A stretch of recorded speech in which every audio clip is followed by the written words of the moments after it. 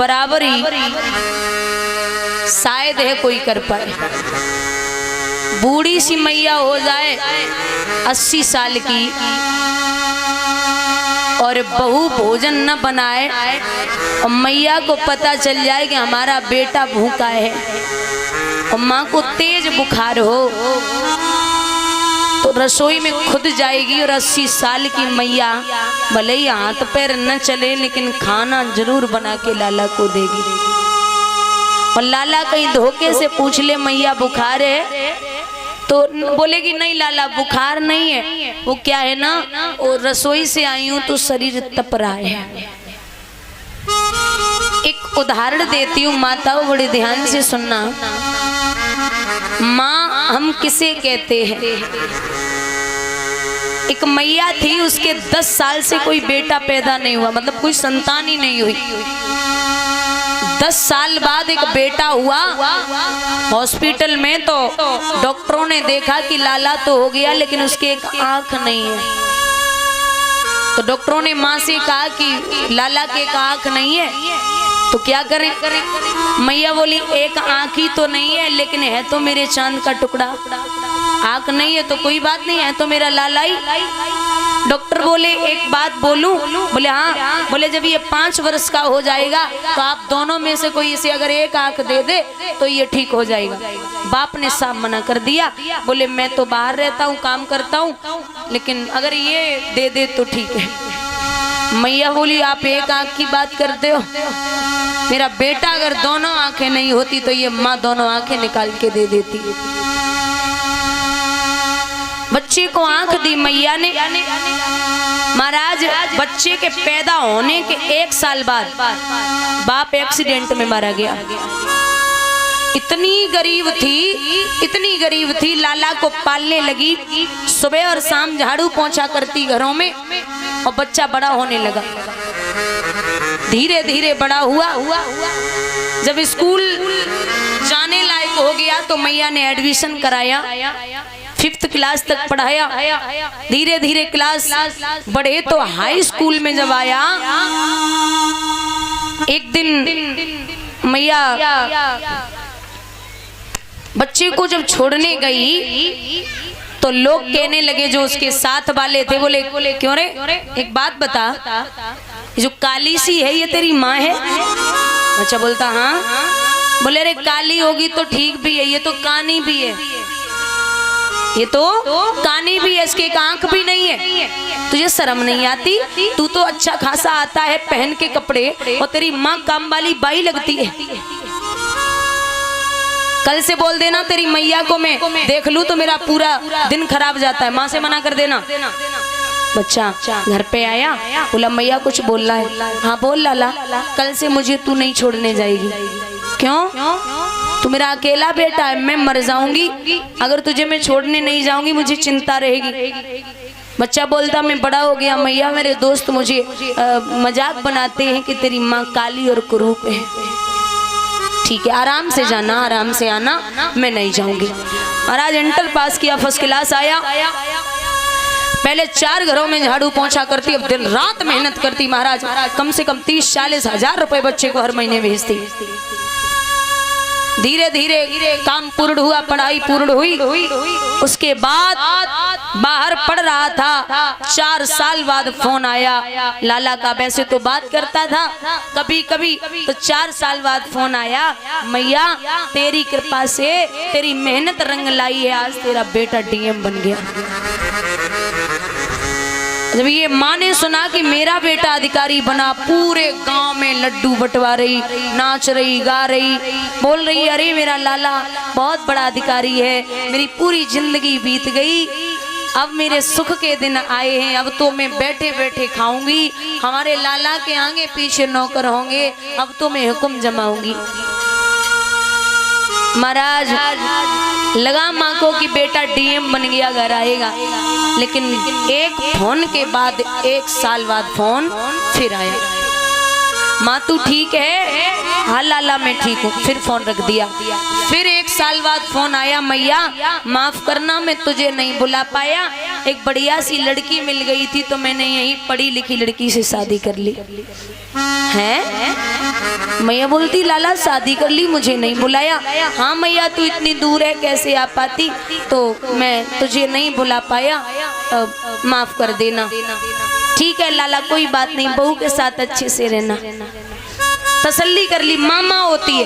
महाराज फिर 1 साल बाद फोन आया कि मैया तेरे घर में एक नाती आ गया, तेरी बहू के बेटा पैदा हुआ।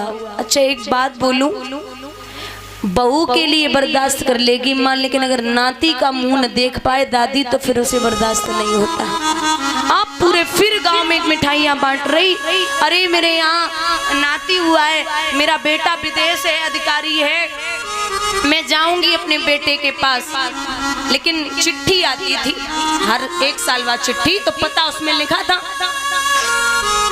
अब हुआ ऐसा, मैया ने बोरी बिस्तरा सब सामान लेके बहू के लिए साड़ी, बच्चे के लिए कपड़े, खिलौने, एक पोटली बड़ी सी बांधी। अच्छा माताएं जो होती ना पुराने जमाने की, उन्हें वो छल कपट नहीं होता कि सामने वाला क्या सोचेगा, उनका जो दिल है वो अपना दिल निकाल के रख देंगी सामने वाले के लिए।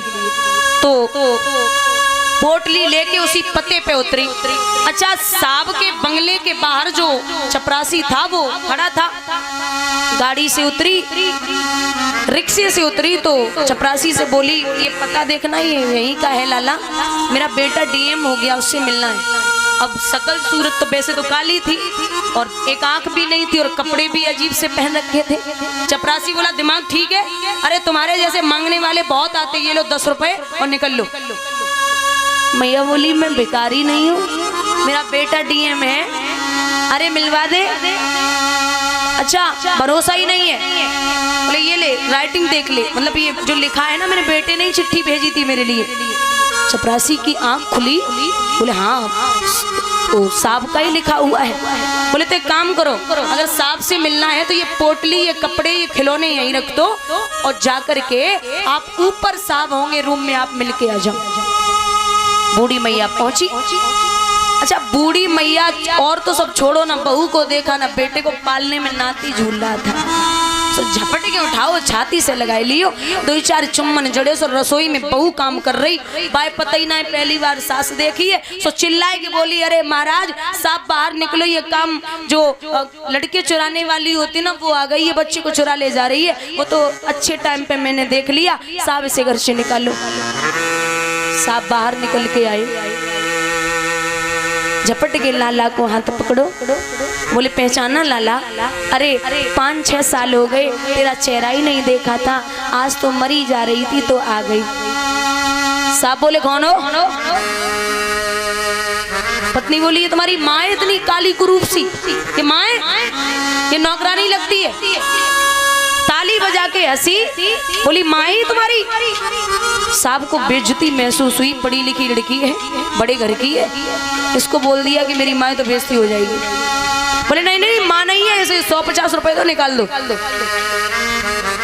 है बोले कैसी बात करता लाला, मैंने बड़ी मेहनत से तुझे पढ़ाया, तू मुझे ही पहचानना बंद कर दिया। धक्के मारे माँ मुंह के बल जमीन पे। पोटली जो थी नीचे आई और नीचे पोटली से कागज निकाला और वो चपरासी से कहा कि जो जो मैं बोल रही हूँ इस पोट को कागज पे लिख दे। जो जो बोलती गई चपरासी ने लिखा। मैया ने अपने साड़ी के पल्लू में वो कागज बांधा और पुनः फिर वापस गई और वापस जाकर के जहाँ सांप रहते थे ऊपर नीचे वाले कमरे में एक पंखा लगा था, साड़ी उतार के और पंखा पे टांगी, महाराज फांसी लगा ली। अब जैसे ही फांसी लगाई ऊपर से सांप का टाइम हुआ, ऊपर से नीचे आए तो निगाह पहुंची, पत्नी पीछे ही पीछे। सबसे पहले पत्नी की निगाह पहुंची तो पत्नी ने जवाब दिया, अरे महाराज जो अभी धक्के मार के निकाला था वो तो यहीं आके वो फांसी लगा ली।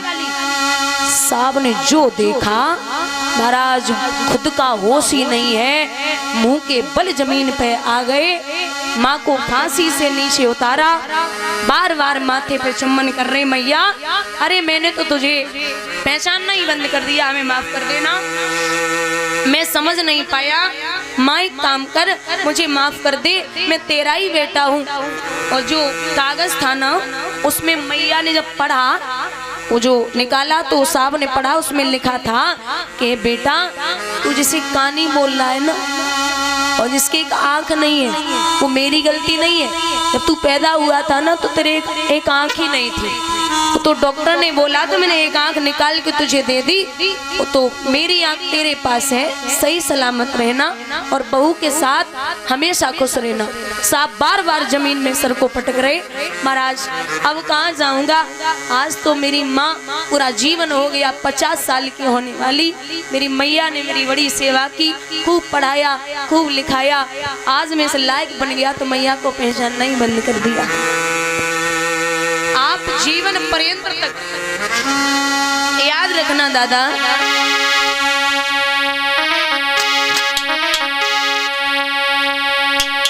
कहते हैं वक्त माँ बाप से बढ़कर जग में और कोई दूजा नहीं खजाना, जिसने तुझे जन्म दिया नहीं दुखा।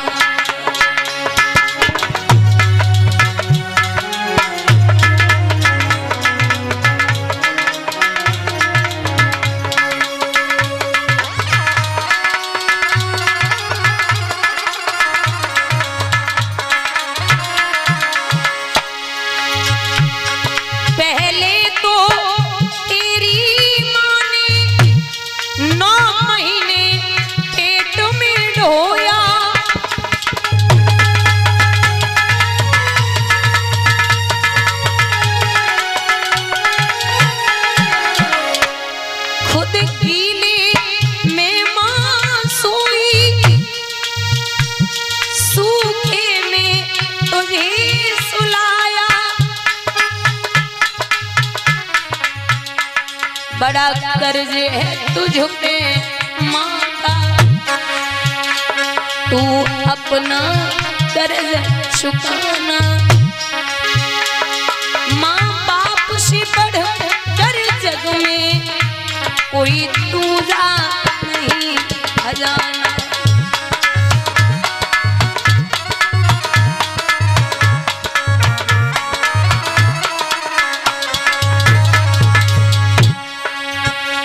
सच्चा माँ बाप का लाडला कहता है, तेरी ममता से मीठी नहीं कोई मिठाई,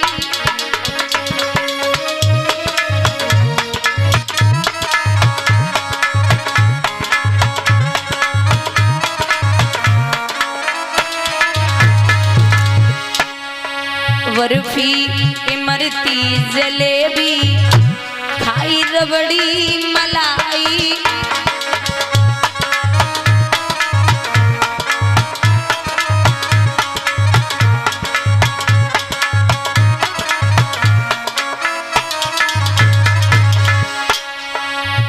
तेरी ममता से मीठी नहीं कोई मिठाई।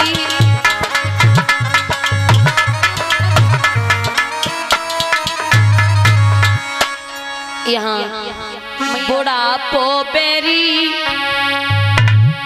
कोई न पूछे दिल की बात, बुढ़ापो बेरी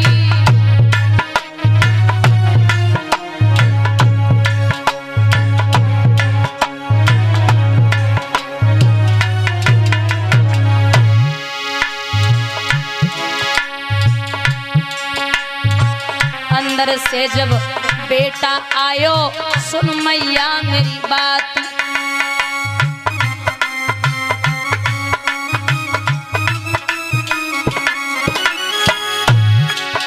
ए घर के कोने खाली पड़े वहीं बिछाए ले खाट, बुढ़ापो बेरी कोई न पूछे दिल की बात।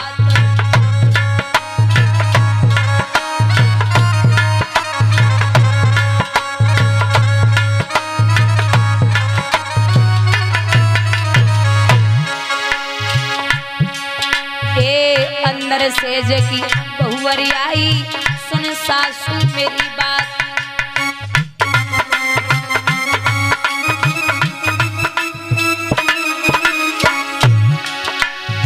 घर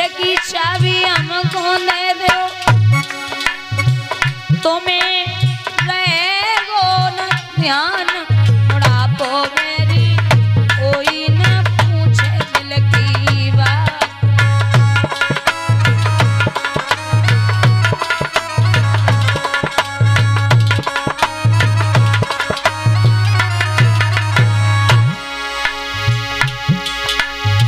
अंदर से जके नाती आवे सुन दादी मेरी बात।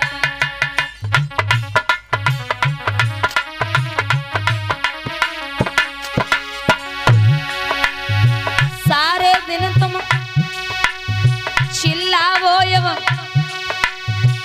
बाहर बिछाई ले हाथ बुढ़ापो न पूछे दिल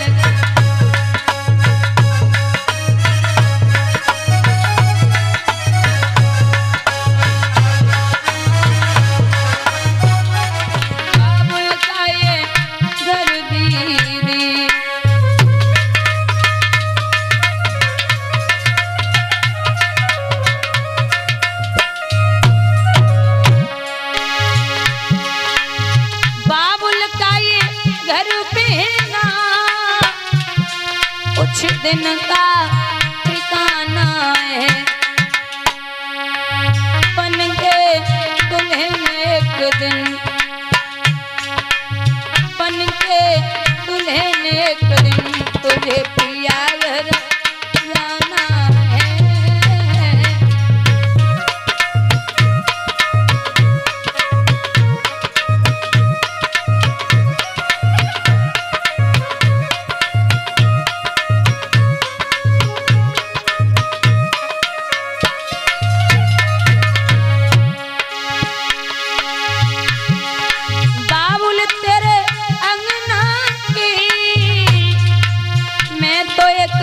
चिड़िया रात भर का बसेरा है रात भर का बसेरा है सुबह उड़ जाना है।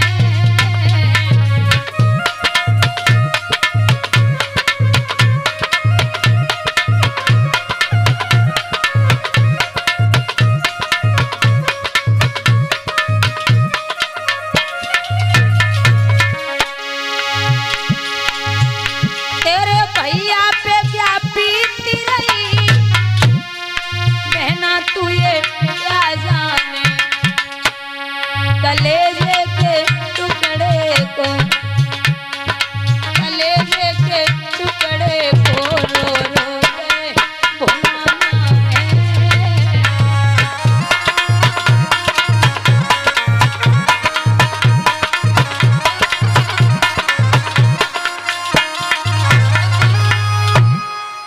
विदा किया।